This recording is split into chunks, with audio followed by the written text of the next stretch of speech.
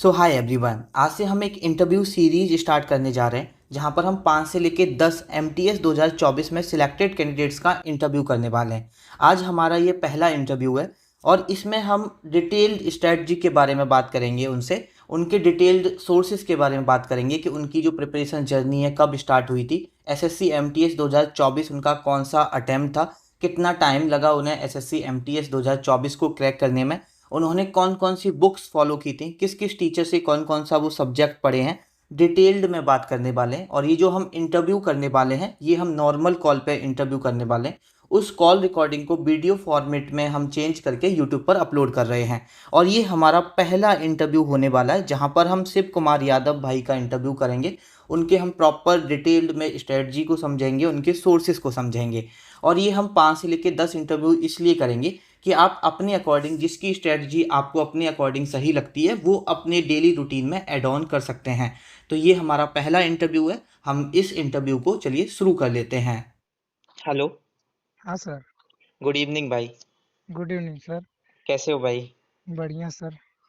तो कैसा लग रहा है फाइनली आपका सिलेक्शन हो बिल्कुल गया? सर, बढ़िया लग रहा है। मतलब पहली गवर्नमेंट जॉब लगी है तो। ओके।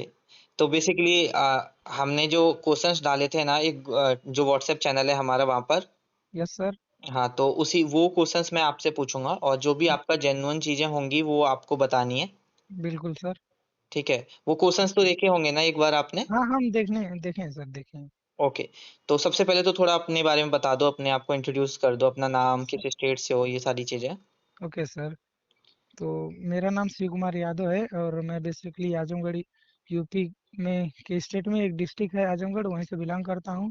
और मेरा इस बार एमटीएस में सिलेक्शन हुआ है मुंबई एसआई डिपार्टमेंट में। ओके। अभी जो एमटीएस 2024 का पेपर था आपका, वो कौन सी शिफ्ट में था? आपके रॉ मार्क्स कितने थे? सर मेरा 18 अक्टूबर को फर्स्ट शिफ्ट में था, जो कि रैंक मित्रा पर 14 थर्ड डे शिफ्ट बताई जा रही थी। और उसमें मेरा 107 रहा मार्क था। आपको अपनी शिफ्ट का एवरेज पता है क्या? एवरेज मेरे अकॉर्डिंग सर 55 पॉइंट समथिंग था। ओके, 55 पॉइंट समथिंग था, मतलब टॉप यस सर। हार्ड में आपकी शिफ्ट थी। Yes sir. Yes sir. Raw marks थे आपके 107। Yes sir. आपकी कैटेगरी कौन सी है भाई? OBC sir. ओबीसी। ओके। आपका जो एसएससी एमटीएस का अटेम्प्ट था वो कौन सा अटेम्प्ट था, ये वाला? ये मेरा सर सेकंड अटेम्प्ट था। सेकंड अटेम्प्ट था। एक बार यस आप सर। ऑलरेडी लास्ट ईयर मतलब 2023 वाला दे चुके हो। जी सर, जी सर, 22 वाला भर के उसको दे नहीं पाए थे, कुछ फैमिली इशू के कारण। ओके। तो आप जो प्रिपरेशन कर रहे हो, पहले मुझे आप बताओ, आप कंपटीशन एग्जाम की मतलब आपने जो कंपटीशन एग्जाम की तैयारी शुरू की थी यस कौन सर। सी ईयर में की थी और किस एग्जाम के लिए आपने पढ़ाई शुरू की थी? सर मैं सबसे पहले 2021 में अ, हाँ। इलाहाबाद गया था डिफेंस के लिए। मतलब मेरा एम था कि एयरफोर्स ज्वाइन करना है, तो वहीं पर मैंने कोचिंग ली। और फिर उसकी अच्छी से तैयारी भी। फिर ये इशू आया था अग्निवीर वाला, हाँ, तो अग्निवीर उसकी वाला। वजह से उसको छोड़ा। फिर मेरा मेडिकल मतलब आँख पे चश्मा लग गया, और एयरफोर्स निकाला भी, फिर फाइनल मेडिकल में चश्मे की वजह से मुझे बाहर कर दिया गया। ओके। तो उसके बाद फिर मैंने एसएससी पर मतलब अपना फोकस किया। एसएससी तो में आपने कौन सी ईयर में फोकस किया, आपको जस्ट लगभग आइडिया है? 2023 की स्टार्टिंग में मैंने इस पर तैयारी कर दी थी। आपने एसएससी के किस एग्जाम को फोकस में रखा था? वही सर, सबसे मतलब राय लेकर कि सीजीएल की करो तो उसके अंडर सभी आ जाएंगे, तो मैं बेसिकली उसको सीजीएल के पे लग गया और उसी मतलब के ऐसा पीछे। कि सीजीएल करो तो साथ में जो भी एग्जाम होंगे हाँ सारे आप हाँ। दे सकते हो। क्योंकि बड़े लोग थे, वो बोले कि सीजीएल का करोगे तो उसी से सब चीज लगभग सभी एग्जाम तुम्हारा हो जाएगा। ओके। हाँ तो सर। जब एमटीएस 2024 था तो एमटीएस 2024 के लिए आपने तैयारी कब से शुरू की थी अच्छे तरह से, कि हाँ अब मुझे अच्छे से करना है? लगभग सर मैंने मतलब पहले तो ये था कि सभी लेकर चलो, फिर ये लगा कि नहीं, अभी मतलब ग्रेजुएशन भी अभी मेरा कंप्लीट नहीं हुआ था। तो ये लगा कि इस बार मतलब जो इससे पहले दिया था एमटीएस का, हाँ। उसको सभी को लेकर चल रहा था। फिर ये सोचा कि चलो इसको इस बार जीके और इंग्लिश को थोड़ा ज्यादा टाइम देते हैं। तो ओके। लगभग 3 महीने सर मैं जीके इंग्लिश कंटिन्यू करता रहा। मतलब 2023 से आप चारों सब्जेक्ट पढ़ रहे थे? बट हाँ हाँ सर। एमटीएस 2024 से 3 महीने पहले आपने सिर्फ जीके और इंग्लिश पे फोकस किया। हाँ सर, और बाकी वो मैथ और रीजनिंग की केवल मॉक में मॉक लगाता था डेली, दो दो लगा लेता था, कभी कभी तो भी नहीं लगाता, क्योंकि मैं मैथ और रीजनिंग सर मतलब 1.5 साल एयरफोर्स में भी पढ़ रहा था तो अच्छी खासी थी। ओके। हाँ। और अब थोड़ा सा, अब हम आ जाते हैं आपके प्रिपरेशन के टाइम, मतलब प्रिपरेशन जो आपका था वो किस तरह से था, जीके के सोर्स वगैरह क्या थे। तो सबसे यस सर। पहले आप मुझे अपना यहाँ पर जीके का सोर्स बताओ कि आपने जीके में, हम हर सब्जेक्ट को अलग अलग डिफाइन करेंगे। सबसे हाँ हाँ पहले सर। आप मुझे स्टैटिक जीके के बारे में बताओ कि स्टैटिक जीके आप कहाँ से पढ़े हो, क्या सोर्स यूज किया है आपने। Yes sir. स्ट्रेटेजिकली सर, पहले जीके का मैं जो 2023 में स्टार्ट किया था, तो हाँ। डायरेक्ट मैं एक ही मतलब बैच ले लिया था, कैरियर व्हील से बैच ले लिया था मैं। हाँ। और वहाँ से सब चीज मैथ इंग्लिश जीके सब वहीं से, तो जीके भी वहीं से मैंने तैयार किया, पर उसमें स्टैटिक जीके नहीं पढ़ा था मैं, क्योंकि ओके। सब्जेक्ट वाइज तो पढ़ाए थे, स्टैटिक जीके नहीं। ओके। फिर स्टैटिक जीके के लिए मैंने लूसेंट की बुक आती है, हाँ। तो उसको मतलब ये सभी बोले कि लूसेंट फॉलो करो, पर सर क्या करें, लूसेंट ऐसा है कि मुझे विश्वास नहीं होता कि बच्चे पता नहीं उसको पढ़ते हैं भी या नहीं। मैं भी मतलब बहुत मेहनत किया, पर मुझे ये लगा कि कुछ ज्यादा ही उसमें सर दे दिया था। लूसेंट में ज्यादा भी है, और अभी के यस हिसाब सर। से लूसेंट वैलिड नहीं है, आज से 4 साल पहले शायद हाँ थी। सर। मैं तो फिर उसको छोड़ दिया मैं। फिर ओके। स्टैटिक के लिए लगभग क्योंकि जीके सर किताब से पढ़ने में बहुत बोरिंग लगने लगता है, हाँ। हाँ। फिर मैं टॉपिक वाइज, जैसे लगभग अप्रॉक्स 20-25 स्टैटिक के टॉपिक हैं, हाँ। तो मैं रैंडमली कोई एक पढ़ता था। फिर एक बुक पीवाई की ले लिया था, फिनाइकल की जीके की। तो ओके। मैं जैसे सर डांस का पढ़ा, हम्म। तो 2-3 दिन डांस पढ़ लिया, फिर पूरे लगभग 100 क्वेश्चन पिनाकल में सभी प्रीवियस ईयर दिए हैं ओके। पूरा सर उसको अच्छे से, जो उसमें एक्सप्लेनेशन है उसको हम्म। भी अच्छे से कवर करता था। और वही सर सबसे बड़ा मुझे प्लस पॉइंट वही लगा, एक्सप्लेनेशन जो मैं पढ़ा था उससे बहुत हेल्प मिली सर। ओके। बेसिकली जो आप पीवाईक्यू लगाते थे और जो बुक में पीवाईक्यू के एक्सप्लेनेशन यस दे सर। रखी थी वो भी आपने करी थी। बहुत हेल्प की थी सर ओके। उससे। और आपने ये जो history, geography, polity, economics, science, हाँ ये कैसे हाँ। किया था। ये सर मैं कैरियर वीर का बैच लिया था, हम्म। तो उसको पढ़ने के बाद मैं और किसी का बैच नहीं लिया, और कोई बुक भी नहीं, बस पीवाईक्यू और कुछ नहीं। आपने पीवाईक्यू लगाया, करंट यस अफेयर सर। क्या आपने पढ़ा था। बिल्कुल सर, क्योंकि मैं जान रहा था कि जीके और इंग्लिश का ही खेल है, तो करंट अफेयर तो पढ़ना पड़ेगा, भले उसे एक क्वेश्चन या दो क्वेश्चन, पर वो भी मायने रखता है सर। तो करंट अफेयर के अप्रॉक्स कितने क्वेश्चन थे आपकी शिफ्ट में।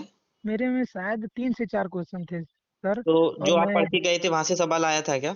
4 क्वेश्चन में 2 क्वेश्चन मेरा आ गया था, और 2 क्वेश्चन नहीं आया था, क्योंकि मैं डेली बेसिस पे करंट अफेयर पढ़ता नहीं था, मैं मंथली करता था। हाँ। 100 से 1.5 क्वेश्चन यही, क्योंकि मैं जानता था फंसना होगा कुछ, ये नहीं कि अब पूरा डीप पढ़ने लगे कोई करंट अफेयर, तो बाकी सब्जेक्ट पे कैसे पढ़ेंगे।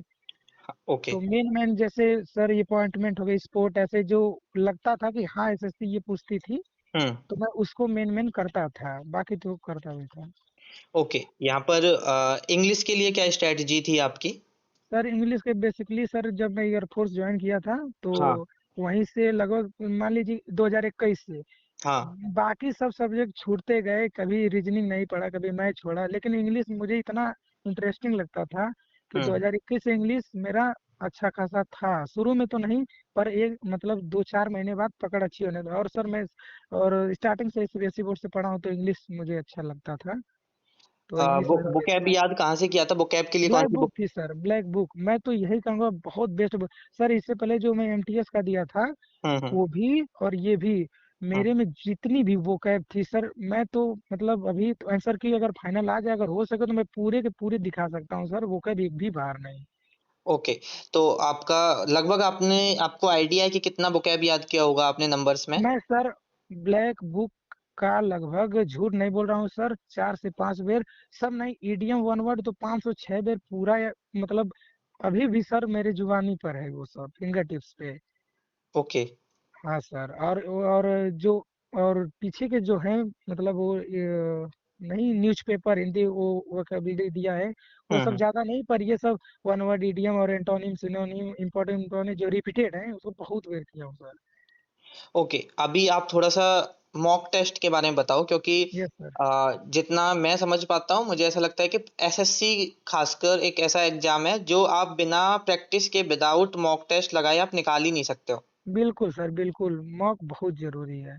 तो आप मॉक कैसे लगाते थे? सेक्शनल लगाते थे, प्रीवियस ईयर पेपर्स लगाते थे, फुल लगाते थे, किस तरह से लगाते थे, कितने लगाते थे? थोड़ा सा डिटेल में बात करते हैं इसके बारे में, तो आप बिल्कुल सर। बताइए। तो एक्चुअली जो मैथ और रीजनिंग का ज़्यादा वो इशू नहीं था, तो मैं जब भी लगाता था तो सेक्शन वन को स्किप कर देता था, डायरेक्ट सेक्शन टू पे आ जाता था। आप मॉक लगाते थे या प्रीवियस ईयर पेपर लगाते थे? प्रीवियस ईयर सर, क्योंकि वो मतलब ये लगता था कि हाँ ये एसएससी बनाई है, तो अपने आप कॉन्फिडेंस आता था कि मैंने इतना स्कोर किया है। हाँ, मॉक टेस्ट में क्या है कि कभी हार्ड बना देते हैं, कभी इजी बना देते यस हैं, तो सर, कभी बिल्कुल। कॉन्फिडेंस बहुत बड़ा हो जाता है, कभी बहुत डाउन हो जाता है। वही वही ना सर। इसलिए हमें फोकस करना चाहिए जो प्रीवियस ईयर पेपर्स हैं। बिल्कुल सर।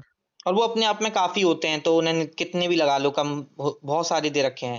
हाँ सर, बिल्कुल। 2022 का है, 23 का है आपके पास, अब तो 24 का भी आ गया अगर कोई बच्चा लगाना चाहता है तो। हाँ तो सर। आप लगभग कितने मॉक टेस्ट लगाते थे? इंग्लिश के कितने लगाते थे? जीके के इंग्लिश कितने का लगाते थे? इंग्लिश का सर एक्चुअली जो था कि एमटीएस का मुझे थोड़ा ज़्यादा इजी लग रहा था इंग्लिश, तो ओके। मैं सीजीएल और सीएचएसएल का इंग्लिश भी लगाया करता था। लगभग कितने मॉक लगाते, कितने सेक्शनल टेस्ट लगाते थे इंग्लिश के? एक मतलब इंग्लिश के मैं जब भी लगाता था इंग्लिश के, तो तीन से एक मतलब एक बार में लगभग तीन चार लगा देता था सर, क्योंकि वो कोई सोचने वाली पेन लगा कर हल तो करना नहीं था, हाँ, इतना जैसे तड़ातड़। हम भी अपनी स्ट्रेटजी वीडियो में बताते हैं कि अगर आ, आप एमटीएस के लिए पढ़ रहे हो तो एटलीस्ट 4 मॉक तो लगाओ इंग्लिश के डेली। बिल्कुल सर, बिल्कुल, और हो भी जाता है सर, कितना टाइम लगेगा? अगर आप इंग्लिश तेज है तो आप 10 मिनट में मार के 25 क्वेश्चन हट जाएंगे। और जो सही बच्चा है उसे 50 मिनट लगेगा 4 मॉक लगाने में, और जो कमजोर भी है हाँ उसे हाँ। 1.5 घंटे से ज्यादा तो नहीं लगेगा, एनालिसिस भी नहीं करेगा लगेगा तो। सर, हाँ एनालिसिस भी, हाँ बिल्कुल सर, ये तो मस्ट है कि हम्म आप एनालिसिस प्रॉपर, आप क्वेश्चन को कर दिए हैं फिर भी हम्म। करिए, क्योंकि क्या पता कुछ ऐसा हो कि जो आपको आता हो पर आप वहाँ गलती कर दें। अच्छा, आपके अकॉर्डिंग मॉक लगाना ज्यादा जरूरी है या मॉक लगाने के बाद उसका एनालिसिस करना ज्यादा जरूरी है? मॉक अगर लगा रहे हैं उसका एनालिसिस सर नहीं किए तो मेरे ख्याल से उस मॉक का कोई मतलब नहीं है। भले ही आप उसमें इंग्लिश में 25 में से अगर पाँच दो चार गलत हो गए, ये सोचे कि मेरा इंग्लिश बहुत सही है, तो आपकी बहुत बड़ी भूल है, क्योंकि इंग्लिश सर ऐसा है कि बच्चे 25 के 25 ला रहे हैं। ओके। हाँ मतलब सर। इंग्लिश एक ऐसा सब्जेक्ट है जहां पर आप एटलीस्ट 25 में से 24 तो कर ही सकते हो, और उससे कम कर बिल्कुल रहे हो, सर, बिल्कुल। तो कहीं ना कहीं इंप्रूवमेंट करना पड़ेगा आपको अगर फाइनल क्योंकि सिलेक्शन लेना है एमटीएस में जहां पर इतना कंपटीशन है।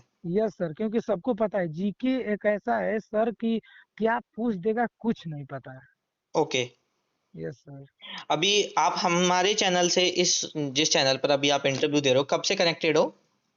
ये सर बहुत ज़्यादा हेल्प इसलिए हो गई कि सर मैं सभी मॉक 2022 का और 23 का लगा चुका था। हाँ हाँ पर ये था ना कि अभी क्या पढ़ें, फिर वही चीज़ पुरानी चीज़। पर आपका जो वीडियो था पीवाईक्यू वाला, एक ही वीडियो में पूरी पॉलिटी करा दिए, पूरी हिस्ट्री करा दिए, हाँ हाँ। सबसे बेस्ट लगा सर, क्योंकि रिवीजन नोट्स में लास्ट टाइम पे पढ़ना ही नहीं पड़ा मुझे। तो जो मैं हमने उसी को सर किया। वन शॉट कराए थे जीके के, यस वो सर, आपने सारे देखे थे? एकदम सर पूरा देखा था उसको, क्योंकि आप सबसे मुझे अच्छा लगा सर, आप केवल क्वेश्चन नहीं बताए, उससे रिलेटेड जितना हो सकता है आप उससे वो भी बताए, वो बहुत हेल्प किया। ओके। तो आप मतलब पेपर से एमटीएस से कितने दिन पहले से आप कनेक्ट हुए थे कि हाँ ठीक है, ऐसा कोई इंसान है जो ये सारी चीजें करा रहा है? कब से आप कनेक्ट हुए थे? रैंडमली सर, जैसे अब आप जैसे जिस एग्जाम को टारगेट करते हो लगभग उससे रिलेटेड यूट्यूब पे वीडियो आने लगती है। हाँ हाँ। तो आप मैं वही सोच रहा था कोई ऐसा टीचर हो जो मतलब पूरे क्वेश्चन एक ही वीडियो में करा दिया हो, तो लगभग हम्म मुझे लगा कि 15-20 दिन के अप्रोक्स आपका मुझे मिला, हम्म। और सर उसी को करने लगा, अच्छा लगा सर। तो मतलब आपने जीके के सारे वन शॉट किए थे और सभी किए उसके थे बाद सर। आपको रिवीजन करने की जरूरत नहीं हुआ नहीं वहां से? नहीं सर, नहीं हुआ, क्योंकि लास्ट टाइम में ये भी होता है ना सर, नोट्स खोलते ही सर ये लगता है कि अब ये पढ़ें ये पढ़ें ये पढ़ें, कुछ समझ में नहीं आता है। अच्छा, जो कंटेंट आपने मतलब हम अपने यूट्यूब चैनल पर करा रहे हैं, यस सर। अगर कोई फर्दर बच्चा भी एमटीएस 2025 आ रहा है, अभी उसके लिए भी हमने स्टैटिक जीके शुरू किया है। यस सर, और देखें हम उसको जो मतलब व्हाट्सएप ग्रुप में हम देखते हैं उससे। ओके। आप व्हाट्सएप ग्रुप में आपने डेली टारगेट फॉलो किया था क्या, वो वाला जो फॉलो सर वो वाला नहीं कर पाए थे हम, क्योंकि उस समय ये था ना कि 20-25 दिन बचे थे और हम कुछ नया ये नहीं सोच रहे थे। फिर भी आपका वीडियो वो था, वो मुझे लगा कि मुझे देखना चाहिए, तो मैंने देखा। अच्छा, अभी आप जैसे हमारे व्हाट्सएप चैनल से जुड़े हुए हो, हाँ तो सर। अभी जो हम डेली टारगेट दे रहे हैं, एक जो हाँ नया सर। एस्पिरेंट है, यस अगर सर। उसको डेली टारगेट जो हम दे रहे हैं, आपके हिसाब से वो सही है या नहीं? पर एक्चुअली मैं बताऊं तो जब आपने ब्लैक बुक का इंग्लिश का वो रखा, तो मैं समझ गया कि ये सबसे बेस्ट होगा एमटीएस 2025 के लिए। हाँ। क्योंकि सर मैं 2 बार इंग्लिश में मेरा सिली मिस्टेक की वजह से जो गलती हुआ वो तो मैं क्या बताऊं। उस बार भी तो मेरा 63 नंबर था इंग्लिश में, 22 सही थे, 3 गलत। और उस बार भी मेरा और इस बार भी मेरा 22 सही है, मतलब 63 नंबर इस बार भी है। देखो, अगर जैसे अभी आपने पूरा हमारा डेली टारगेट देखा हुआ है, अभी जो अगर यस। आप ग्रुप में हो तो यस। अभी अगर कोई बच्चा उस डेली टारगेट को फॉलो करता है, तो क्या उसके चांसेस हैं फाइनल सिलेक्शन एमटीएस 2025 में होने के? सर मेरी ओर से फुल चांस है। और जो मेरे साथ के बंदे थे जो नहीं हो पाए, मैं उनसे बोला भी हूँ कि देखो, और वो जान भी रहे थे कि लास्ट टाइम मैं किससे पढ़ रहा था। वो सब बोल भी रहे थे यार तुम हमेशा टीचर बदल लेते हो। हम मैं बोला मुझे जो अच्छा लगता है मैं वही देखता हूँ। तो ओके। मैं उन सबसे बोला भी, वो सब ज्वाइन भी किए हैं सर कि आप ज्यादा वो भी नहीं है कि बहुत भारी चीज दे देते हैं। हम्म। आराम से करो, कोई इशू नहीं है। ओके। और एक और बात, अभी हमने कुछ कैंडिडेट्स का रिव्यू कर रहे थे जो हमारे चैनल से कनेक्टेड थे। हाँ सर। तो बेसिकली एक भाई ने उसमें कमेंट किया था कि मुझे भी 500 रुपये दो, मैं पाँच भी। सौ रुपये वो मैं देखा हूँ सर, तो मतलब मैंने मिल जाते हैं मैं भाई। यहाँ पर आप एक चीज क्लियर कर सकते हो, मैंने आपको 500 रुपये तो नहीं दिए हैं। बिल्कुल नहीं सर, मैं तो ये सोच रहा था। सर मैं सच्ची बता दूं, जब आप वो 5 इंटरव्यू लाए थे, हाँ, अभी हाँ, मेरे ख्याल से जो ये रिकॉर्डिंग सुने तो शायद सोचे कि सभी पढ़ाया लिखाया है, जो हाँ, हाँ। बताए होंगे वो बोल रहा होगा, पर ऐसा कुछ नहीं है भाई। हम्म। सर का जो 5 वो लास्ट स्ट्रेटजी नहीं आती, आप मोटिवेशन के लिए लाए थे कि इतना हाँ, नंबर पर सिलेक्शन। हाँ, हाँ, बस सर आप लास्ट में ये बोल रहे थे कि अगली बार आप भी हो सकते हैं। हाँ। बस सर वही मैं सोच रहा था कि का क्या मैं भी हो पाऊंगा या नहीं उस बार। तो सर फाइनली वो दिन भी आ गया है आज। अभी काफी लोग आपका ये बात सुन के, मतलब मुझे भी थोड़ा इमोशनल सा फील हो रहा है। और काफी बिल्कुल लोग सर। सोच रहे होंगे कि ठीक है यार, मुझे अगले साल हम पूरा भी। सर पूरा हो रहा है इमोशनल। वही मतलब मैं यही सोच रहा था कि मैं बात कर पाऊंगा सर से या नहीं, कि होगा या नहीं। पर भाई, आज हो गया सर। बहुत अच्छा फील हो रहा है आपसे बात करके। थैंक और यू सर। कुछ कुछ सवाल थे कुछ एस्पिरेंट्स के, मैंने ग्रुप में डाला था कि अगर आपके एंड से मुझे कुछ पूछना हो तो बता दो, जैसे कि। तो मैंने कुछ कैंडिडेट्स के सवाल लिए हैं, जैसे उन्होंने पूछे हैं जो एमटीएस 2025 देने वाले हैं, हाँ कि सर। स्पेलिंग एरर कैसे कर सकते हैं मैनेज।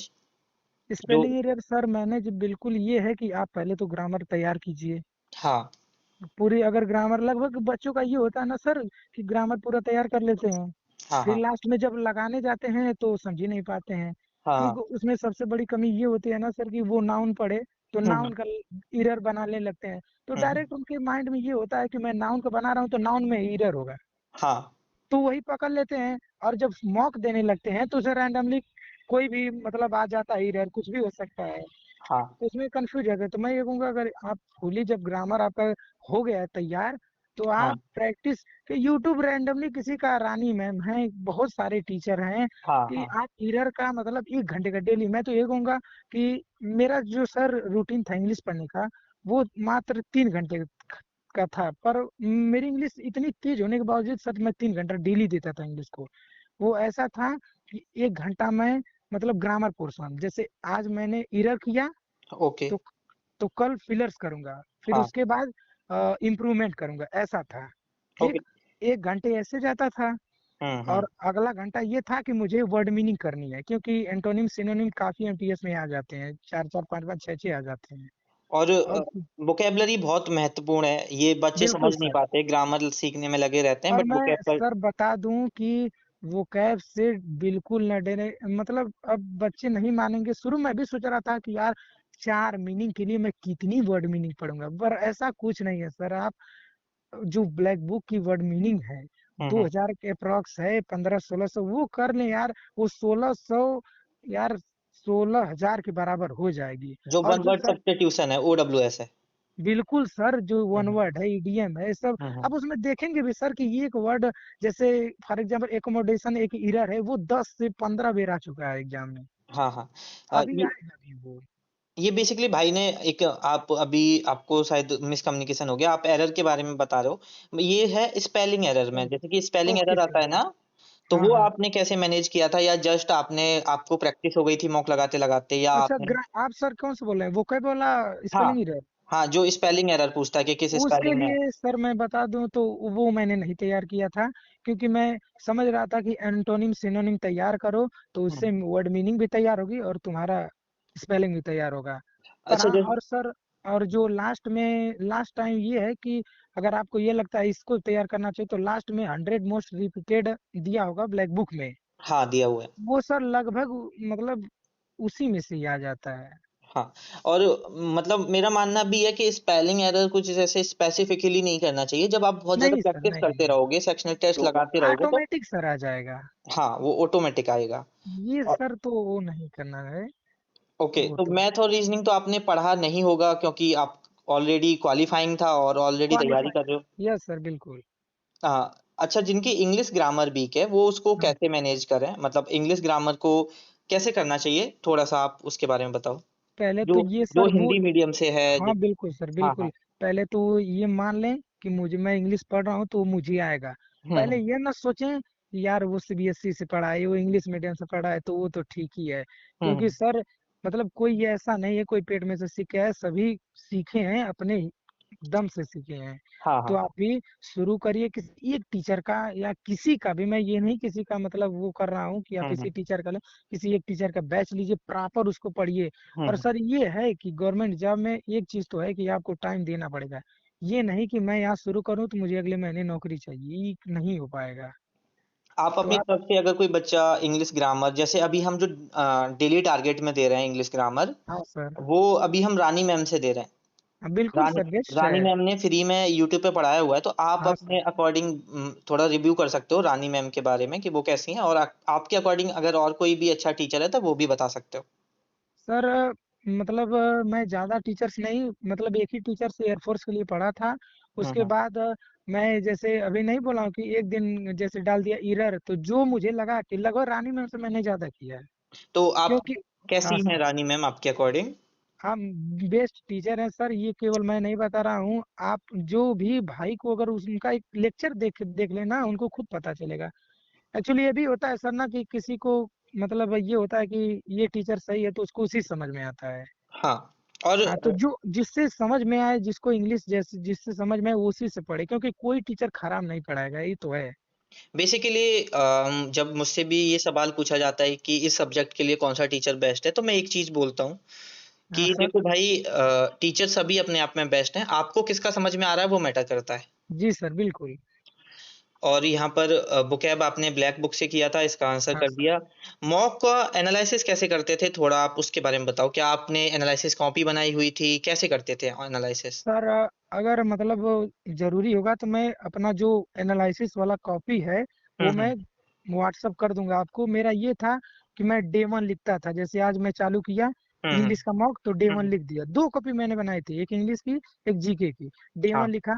ये हम्म। नहीं था मेरा कि मैं अगर नाउन गलती हो गया तो नाउन लिखूं और उसके हाँ। नीचे ये टॉपिक दो, ऐसा नहीं था, पॉइंट डालता था। हम्म। आज ये गलती हो गया जैसे कोई मतलब फ्रेज आ गया तो मैंने हम्म। गिवन बाई गिवन ऑफ ऐसा कुछ है तो उसका मतलब नहीं निकल पाया, तुरंत उसको कॉपी पॉइंट में तुरंत लिख देता था। ऐसे ही सर अगला क्वेश्चन अगर दिक्कत हुआ, कोई स्पेलिंग मुझे अच्छी लगी कि अरे यार ये कैसे गलत हो गया, तो उसको मैं लिख देता था। और हम्म। फिर सुबह सुबह उसको रिवाइज करता, इसी तरह डे 2 डे 3 ऐसे करता गया सर। तो बेसिकली ये है कि भाई मॉक टेस्ट लगाओ, बट अगर एनालिसिस नहीं करोगे तो वो जीरो है कोई आपको। मतलब नहीं सर। अच्छा सर, ये बताइए कि आप जो क्वेश्चन सही कर दिए और हम्म। जो क्वेश्चन गलत कर दिए, आप उसमें फर्क जान ही नहीं पाए, तो मॉक का मतलब क्या है?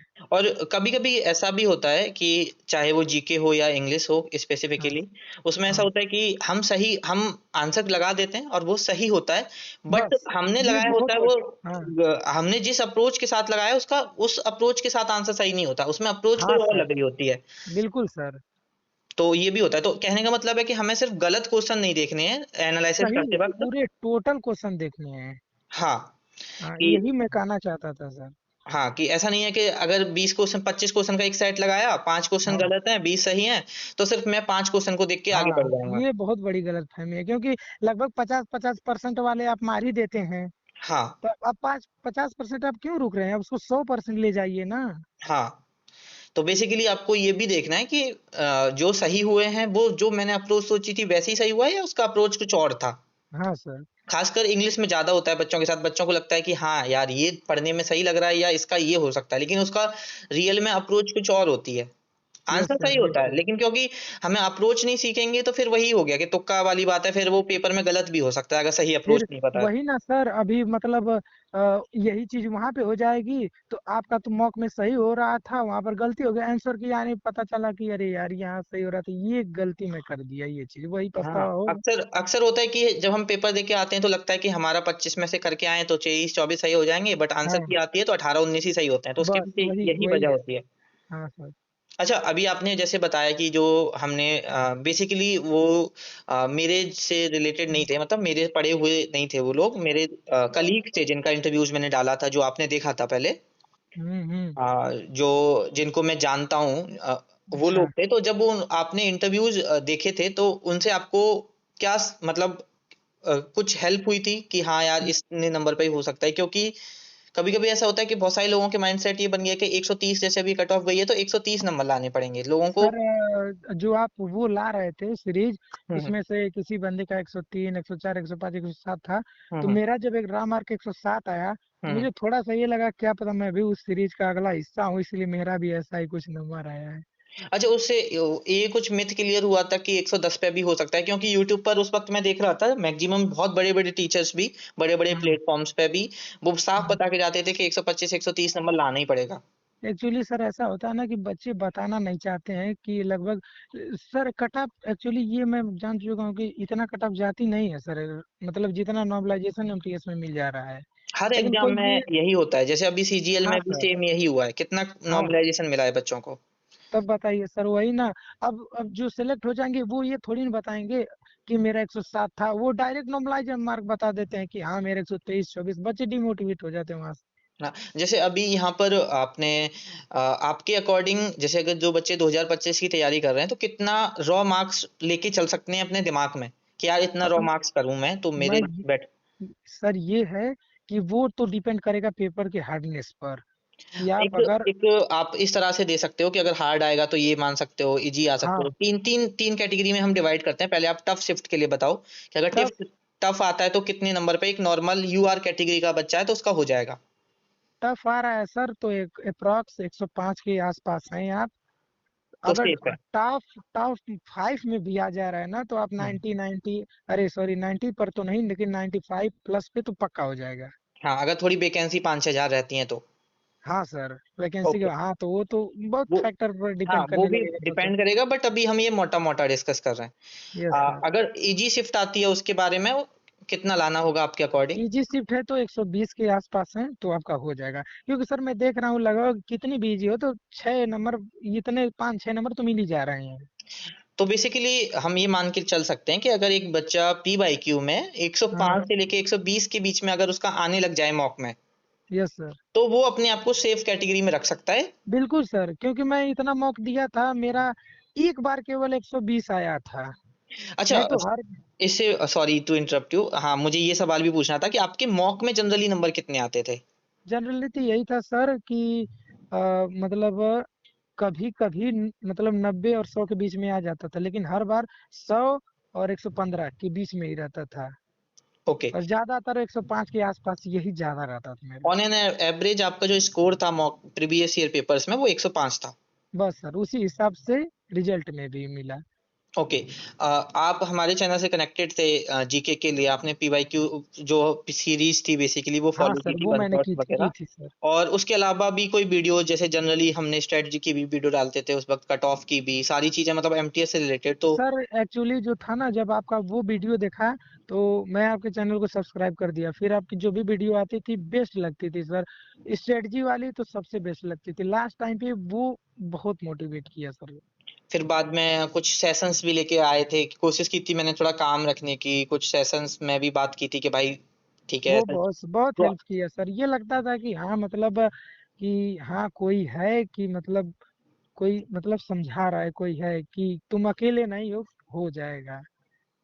और यहाँ पर एक सवाल और था, एक भाई हैं जो प्राइवेट जॉब कर रहे हैं, तो वो पूछ रहे हैं कि अगर मैं कितना टाइम दूं अपनी जॉब के अलावा, मुझे एटलीस्ट कितना टाइम देना होगा कि अभी मेरा एमटीएस 2025 हो जाए, क्योंकि अभी एमटीएस में 6-7 महीने हैं। अगर सर आपके पास मतलब ये भी डिपेंड करेगा ना, तो लगभग कि आप कितने टाइम दे सकते हैं। अगर नियर अबाउट अगर प्राइवेट जॉब है तो मेरे ख्याल से 3-4 घंटे तो निकाल पाएंगे, इससे ज़्यादा तो नहीं निकाल पाएंगे। आपके तो आप अकॉर्डिंग एक बच्चा कंसिस्टेंट होके 3 से लेके 4 घंटे डेली एमटीएस के लिए पढ़ता है 6 से लेके 7 महीने तक, तो उसका सर फाइनल सिलेक्ट। बहुत है सर, 6 से 7 महीने आप अगर डेली 3 से 4 घंटे पढ़ हम्म रहे हम्म हैं तो हम्म। आराम से होगा सर, ऐसा कोई इशू नहीं। मैं तो वो सोचा कि 2 महीने मैं अपनी तरह बता रहा था। ओके ओके, क्योंकि अभी तो 6 से 7 महीना है एमटीएस में। बिल्कुल सर, बिल्कुल है, आराम से कर सकते हैं। अभी एक बच्चा जो एमटीएस के लिए पढ़ रहा है, तो उसके लिए उसको कहाँ से पढ़ना चाहिए, थोड़ा आप उसके बारे में बता सकते हो, कि एक सर बिल्कुल नया बच्चा एमटीएस, है। बिल्कुल सर, मैं तो ये बोलूंगा कि ऐसा कोई टीचर तो है नहीं कि हम्म एमटीएस का डेडिकेटेड बैच लाया है। हम्म। कुछ नहीं, पर आप शुरू से, मैं किसी का ये सुनकर नहीं बोल रहा हूँ, क्योंकि मैं आपकी स्ट्रेटजी फॉलो किया हूँ। सोचिए हम्म सर, 20-25 दिन में मुझे इतना मतलब सीख मिली, हम्म तो आप 6-7 महीने से करवा रहे हैं सर। पहले तो मुझे ये लगा कि साला आप पहले मिल गए रहते ये वाला बैच 2024 के लिए, तो हम्म। कितना अच्छा, शायद मुझे होम स्टेट मिल जाता। हाँ। वही ना। तो बेसिकली आप मुझे टीचर्स बता दीजिए जो वो एमटीएस के लिए फॉलो करें, सर टीचर या पहले, कोई चैनल। हाँ टीचर चैनल ये है कि सर पहले तो आपका करें। ओके। आपका हो जा रहा है, अगर आपको, अगर मतलब कोई कोई होता है ना कि आपसे, जैसे आप ब्लैक बुक करा रहे हैं, जैसे तो अगर हम, सॉरी टू इंटरप्ट यू, अभी हम स्टैटिक जीके करा रहे हैं, मे बी आपने थोड़ा सा देखा होगा कहीं ना कहीं ना कहीं। हाँ हाँ, अभी तो देखा है सर, मतलब अभी तो एमटीएस की वजह से देख नहीं हुआ है, हाँ, पर तो देखे क्या हैं। वो एमटी जो हम स्टैटिक जीके करा रहे हैं, क्या वो सफिशिएंट है आपके अकॉर्डिंग, है एक बच्चे को और अलग से पढ़ना चाहिए? सर मैं ये बता रहा हूँ कि एक लड़का जैसे जो जिसको मैं बताया था कि हम्म ये करते रहो, आराम से हो जाएगा। वो हम्म मेरे पास आया, बोला यार तुम बताए हो, करा तो बहुत बेस्ट रहे, लेकिन बहुत ज्यादा एक्स्ट्रा हो जा रहा है। तो मैं बोला कि चलो ठीक है, मैं भी एक बार देख लेता हूँ। हम्म। तो मैं देखा तो बोला तुम्हें एक्स्ट्रा लग रहा है, लेकिन और कहीं जाने की जरूरत है भी नहीं। वो उसके अलावा पूछेगा तो शायद सभी को दिक्कत होगी, लेकिन क्योंकि तुम अभी इतना करो। हमने पूरा अगर आप कनेक्टेड हो तो आपको पता भी होगा कि जब पेपर हो गया तो उसके बाद हम एजू मतलब ऐसी वीडियोज आ रही थी, पूरा 3-4 महीने बैठ के सिर्फ काम किया गया था इस चीज पे कि 5 साल हाँ के सर, पेपर्स को अच्छे से। एक्चुअली मैं भी वही वेट कर रहा था सर। मुझे ये लग रहा था पता नहीं 107 में होगा कि नहीं। फिर हम्म ये लगा कि आपका जो, ये सोच रहा था कब क्लास स्टार्ट हो, कब क्लास स्टार्ट हो, उसको करूं। हम्म। फिर जो उसी टाइम ये आ गया ना हवलदार वाला, हाँ हाँ। इसका पेट पीएसटी आ गया था। हम्म तो वहां से लाइन ये हो गया कि, तो कटा भी सब बता रहे थे कि मिनिमम जाएगी, मिनिमम जाएगी। और जैसे नहीं एनालिसिस होता है कि मिनिमम नॉर्मलाइज मार्क आपका भी मैंने देखा कि हम्म। कितना बढ़ा है, तो उससे ये लग रहा था कि मेरा हो जाएगा। तो उसके बाद मैं उसी पर हो गया। अभी आपका जीके और इंग्लिश में कितना अटेम्प्ट था और कितना सही था? सर मेरा जीके में 20 अटेम्प्ट किया था मैं, और 4 गलती थे और 16 सही थे। और इंग्लिश में? इंग्लिश में सर 25 किए थे, 22 सही, 3 गलत। अब यहाँ पर पेपर के टाइम, क्योंकि आपकी सब टफ शिफ्ट थी तो वो गलत हो गए होंगे यहाँ हम्म पर जो, क्योंकि जो पेपर आता है नियर बाई, एक सवाल है मेरा, एक भाई ने भी हम्म पूछा है, जब हम्म। पेपर आता है तो आपने भी देखा होगा, आपने भी कहीं ना कहीं एंजाइटी फील की होगी। बिल्कुल सर, जीके को मैं शुरू जब 4 क्वेश्चन देखा तो एक, मतलब ये नहीं समझ आ रहा था कि ये कहाँ से पूछा है सर। तो यहाँ पर जो आपको नहीं, अभी हम एग्जाम हॉल की बात नहीं कर रहे हैं, अभी हाँ हम जो बात कर रहे हैं, जैसे पेपर सपोज आपको पता चल जाए कि 15 से 20 दिन बाद आपका पेपर है, आपकी सब कुछ आपको पता हाँ चल हाँ। चुका है, अच्छा तो सर। आपको जब स्टेटस आउट हो जाता है पेपर का, हाँ तो हाँ। आप उस टाइम क्या आपको एंजाइटी होती थी, क्या आपको ऐसे, आपने आपको अगर एंजाइटी होती थी तो कैसे काम रखते थे अपने आप को? काम यही सर कि एक टेस्ट देते थे, और हम्म 100 पार आ जाता था तो आपका जो मोटिवेशन था कि 107 नंबर, 4 नंबर पे हो जा रहा है, हम्म। बस वही सोच लेते थे कि क्या क्या मतलब पता, मतलब। पेपर से पहले ज्यादा ओवर थिंक नहीं करना, जैसे पढ़ रहे हो वैसे पढ़ते रहना है। बस सर वही, कुछ नहीं, ज्यादा नहीं कि होगा या नहीं होगा। सर सबसे मेन बात तो ये है कि हम्म। एमटीएस का पेपर 50% आपकी मेहनत और 50% आपके लक पे डिपेंड करेगा, ये हाँ, बिल्कुल फैक्ट है। और ये हमें एक्सेप्ट करना पड़ेगा। ये पूरी तरह से फैक्ट है सर। मैं आपको बता दूं, जो बच्चा 80-80 ला रहा है ना, हम्म 70-70 ला रहा है, एग्जाम के टाइम में 120 भी लाकर दिखा देगा। पर हम्म ये नहीं कि वो तुक्का से 70 ला दिया, कभी 80 ला दिया, ये नहीं। पढ़ने वाला बच्चा वो हम्म। कभी ये ना सोचे कि यार 80 जा रहा है, 80 जा रहा है। क्या पता आपके पेपर वैसा बना हो जो आप पढ़े उसी के इर्द गिर्द क्वेश्चन आ जाए। और एक कहावत भी है कि लक भी उन्हीं का साथ देता है जो हार्ड वर्क करते हैं। बस सर वही है, एमटीएस बिल्कुल वही है। बहुत रेयर ऐसे मिलते हैं जो कुछ दिन में ही पढ़े और उनका फाइनल सिलेक्शन हो जाता है, बट मोस्ट ऑफ द लोग वही होते हैं जिन्होंने 2-3 साल दिए होते हैं, 1-2 साल अच्छे से पढ़ा होता है, लक भी उन्हीं के साथ काम कर रहा होता है जो हार्ड वर्क करके आए हैं। और एक बात जैसे मैं बोलता भी हूँ कि हार्ड वर्क का यार कोई सब्स्टिट्यूट नहीं होता, वो तुम्हें करना ही पड़ेगा। हाँ सर। अगर आप कंपटीशन एग्जाम में हो और जहां पर 57 लाख फॉर्म भरे जाते हैं, 22 लाख बच्चे पेपर देते हैं, तो वहां पर हम्म, आपको हार्ड वर्क करना ही पड़ेगा। एक एमटीएस एक करना ऐसा पड़ेगा सर। एमटीएस एक ऐसा एग्जाम है जिसको सीजीएल वाला बच्चा भी दे रहा है। देगा सर। मैं तो वही कमेंट पढ़ता हूँ ना कि जो सीजीएल में सेलेक्ट है वो कमेंट में ये लिखते हैं, यार ये एमटीएस वाले बच्चे आते कहाँ से हैं।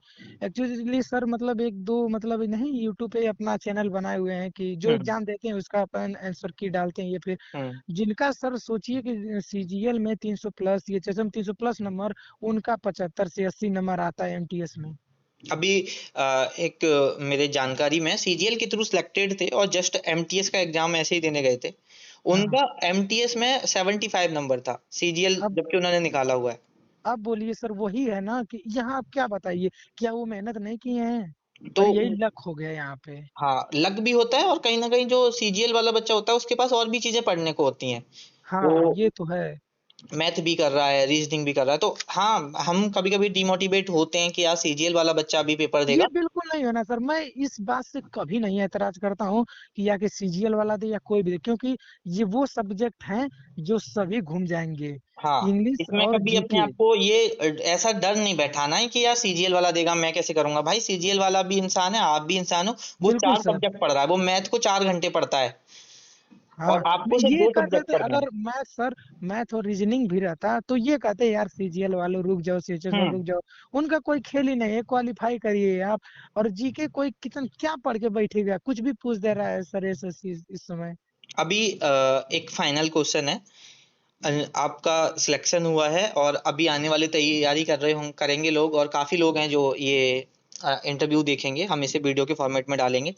ओके आपकी सर। तरफ से जो फाइनल टिप हो सकती है एक फ्यूचर एस्पिरेंट्स को, आप यस सर। 2-3 चीजें जो भी आप जितनी भी चीजें हैं जो आप अपनी तरफ से, एक होता है ना कि यार ये चीजें आपको करनी है, आपने अगर कोई गलती की है या कुछ भी बिल्कुल चीजें सर। हैं वो आप एक बार बता दीजिए।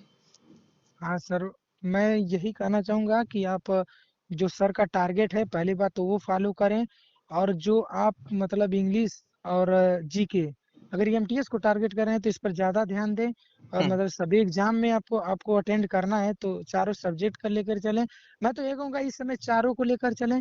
जब एग्जाम 2 से 3 महीने बहुत होते हैं, 2 से 3 महीने, उतने में आप इंग्लिश और जी को मेरी तरह इंग्लिश और जीके पर ज्यादा ध्यान दें। हम्म। बस और कुछ नहीं है।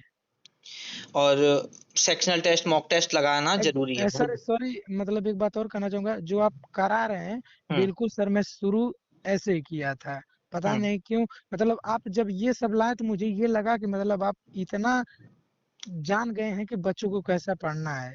तो सर और इससे और क्या अच्छा हो सकता है। एक एक लास्ट चीज, जैसे अभी अभी हम स्टैटिक जीके करा रहे हैं, आगे मैं पूरा जीके कराने वाला हूँ, तो हाँ एक सर। एमटीएस 2025 का बच्चा क्या हमारे चैनल पर रिलाय कर सकता है? पूरी तरह से सर, अब इसको कोई गलत माने या झूठ माने या कुछ भी कहे, पर टोटली सर कर सकता है पूरी तरह से। Thank you, thank you for sharing your experience, your journey. और जब एक पहली जॉब लगती है 2021 के बाद, इतने अटेम्प्ट दिए, बाहर जाके पढ़ाई की, फिर उधर जब एक सपना टूट गया, अग्निवीर पूरी आ गया तरह तो से वो यस सर। आंखों में चश्मा लग गया तो मेडिकल से अनफिट हो गए, और उसके बाद जब एक जॉब लगती है तो वो मोमेंट अलग होता है, और कभी अगर अच्छा उसे फील गहराई से सर, सोचा बहुत जाए तो आंसू आ जाते हैं आंखों में। तो बिल्कुल सर। ब- बहुत अच्छा है, कॉन्ग्रेचुलेशंस। और अभी तो थैंक यू मेहनत, सर, अभी थैंक यू। स्ट्रगल जो है अभी और बाकी है, वो तो अभी थोड़ा। जारी रहेगा सर। एक्चुअली सर जो आपका ये लेक्चर है ना, वो हम्म। मैं खुद अटेंड करूंगा। हाँ। क्योंकि मुझे आगे जीके के लिए जैसे नहीं मिलेगा कहीं, मैं खुद अटेंड करूंगा एक बार वहां पर। जब जॉब लग जाए तो सीजीएल जब स्टार्ट करूंगा तो यही चालू करूंगा। और मेरा एक छोटा-सा सजेशन रहेगा आपको कि जैसे अभी आपने बोला कि जॉब लग जाए, अभी आप अगर अपनी प्रिपरेशन जर्नी में हो तो अभी थोड़ा-सा रखना, क्योंकि बहुत गोल्डन पीरियड होता है। एक तो खुशी भी होती है हमारा सिलेक्शन हो गया है, बट एक हाँ गोल्डन सर। पीरियड होता है जॉइनिंग से पहले। हमारे पास पूरा टाइम होता है पढ़ने के लिए, तो अभी थोड़ा-सा पढ़ने को भी टाइम देना अपने लिए, क्योंकि जब यस जॉइनिंग सर, होगी बिल्कुल तो बिल्कुल। ऐसा लगता है कि यार 2 घंटे मिल जाएँ बस पढ़ने के लिए, 3 घंटे मिल जाएँ सिर्फ़ पढ़ने के लिए, फिर आपको निकालने पड़ेंगे बहुत मुश्किलों से। तो अपना पेपर तक के लिए पढ़ते लगे रहो। हैं सर, अभी इस समय एनटीपीसी पर लगे हुए हैं। अभी हाँ, एक और बिल्कुल। एग्जाम है सर, टेक्नीशियन आरआरबी का अच्छा गया है, शायद उसमें भी, क्योंकि लगभग 90 के 86 पॉइंट समथिंग मेरा मतलब मार्क है आंसर की में, तो हाँ, शायद उसमें भी हो जाए। वे भाई बेस्ट ऑफ लक मेरी तरफ से। थैंक और यू सर। अपना ध्यान रखो, एन्जॉय करो भाई। और thank you sir, thank you. ठीक है, thank you so much for sharing again. बहुत सारे लोग अगर ये इंटरव्यू देखेंगे तो काफ़ी लोगों की मदद होगी, कुछ ना कुछ चीज़ें।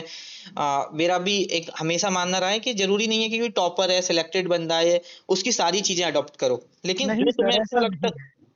जो तुम्हें अच्छा लगता है आप वो चीज़ें अपने उठाओ, और अपनी उसमें आपको जो लगता है कि हाँ यार ये तो मैं नहीं कर रहा था और ये मुझे करना चाहिए, वो उठा सकते हो।